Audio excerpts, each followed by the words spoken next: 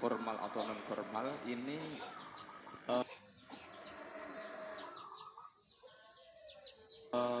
banyak yang kurang memperhatikan potensi yang ada di sekitar. Akhirnya mereka tidak menginginkan membuat atau menciptakan lapangan pekerjaan, tapi mencari pekerjaan. Sehingga yang punya ijazah S1 bahkan S2 bahkan S3 sekalipun itu inginnya mencari pekerjaan. Jadi artinya ijazah itu difotokopi menjadi sekian puluh lembar, digunakan untuk melamar ke sana kemari, bahkan banyak yang bekerja akhirnya seperti tadi kasus di Malaysia, kasus jadi TKW di Hong Kong, di Saudi Arabia, justru yang walaupun mereka berpenghasilan tapi sebetulnya telah merendahkan martabat dari bangsa ini sendiri. Mohon maaf, ini jelasnya seperti itu. Jadi mereka banyak diajari untuk mencari pekerjaan tetapi bukan menciptakan lapangan pekerjaan. Yang jelas seperti itu. Dikatakan bahwa TKW itu adalah TK itu pejuang ekonomi, katanya justru merendahkan bangsa kita sendiri. Mohon maaf, ini fakta yang muter, hampir tidak bisa selesainya bagaimana itu gitu.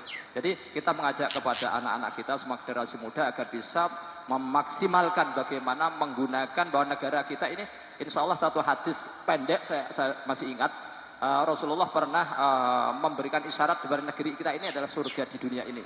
Rasulullah mengatakan al jannatu bil masyriq, ini dinukil Imam Suyuti di dalam Jamus Saghir. Surga itu ada di negeri timur. Mohon maaf, sekian, terima kasih. Baik, terima kasih sahih yang disampaikan oleh beliau ya, dan itulah pengingat bagi kita semua bahwa memang menurut saya ya ada beberapa konsep Islam yang kadang-kadang kita keliru. Satu, bahwa zuhud itu artinya tidak punya, bukan itu. Zuhud itu punya tapi di tangan, bukan di hati. Itu satu. Kita tidak bisa mengatakan diri kita zuhud kecuali kalau kita punya. Kalau orang memang nggak punya, dia nggak bisa mengatakan saya zuhud, ya memang nggak punya. Tapi kalau kita punya sesuatu tapi hanya di tangan, tidak merusak hati kita, tidak masuk dalam hati kita, sehingga kalau dia hilang tidak membuat hati kita rusak, ketika dia ada pun tidak membuat hati kita sombong karena dia hanya ada di tangan, itulah zuhud. Itu satu. Yang kedua, kata kesolehan sering disamadengankan dengan kefakiran. Tidak benar. Dalam sejarah Islam demikian banyak orang soleh yang juga adalah pengusaha besar. Pada saat perang Jaisyul Usroh, tidak ada orang yang punya uang, negara tidak punya uang untuk memberangkatkan pasukan menghadapi pasukan yang akan menghancurkan Madinah. Nabi duduk di masjid, kemudian mengatakan, ayo siapa yang mau surga hari ini? Datang Utsman bin Affan, kasih sekian ribu onta. Apa kata Sayyidina Rasul? Apa yang Utsman lakukan hari ini sudah cukup. Kalau dia tidak berbuat amal apapun lagi, sudah cukup menjadi jaminan di ahli surga. Tuh. Gitu. Jadi ini perlu juga jangan kita ajarkan kayak begini lagi lah. Bahwa kesolehan sama dengan kefakiran.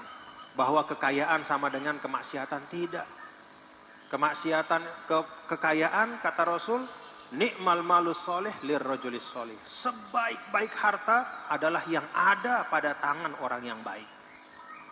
Apa arti hadis ini kata para ulama? Artinya adalah kewajiban kita semua memastikan, mengikhtiarkan agar harta itu ada pada orang yang baik. Artinya menciptakan pengusaha-pengusaha dan orang-orang mampu yang soleh, yang baik. Kadang kita di pesantren ya begitu. Kadang ya dipahami seperti itu. Seakan-akan kekayaan sama dengan kefasikan, kemaksiatan. Kemiskinan adalah kesolehan. Tidak ada hubungannya. Bisa kemiskinan itu kekufuran bahkan. Kadal fakru ayakuna kufra. Bisa kekayaan itu adalah surga seperti Utsman bin Affan. Tergantung dari bagaimana kita mengelolanya. Nah karena itu visi dari Yayasan Pendidikan Islam Manahijul Huda ya lahirkan al-malus soleh lirrajulis soleh itu. Lahirkan itu. Itu yang kita perlukan hari ini. Itu yang kita harapkan. Wallahu a'lam bishawab. Makasih. Mohon maaf apabila banyak kekurangan dan kekhilafan. Masya Allah, luar biasa ya.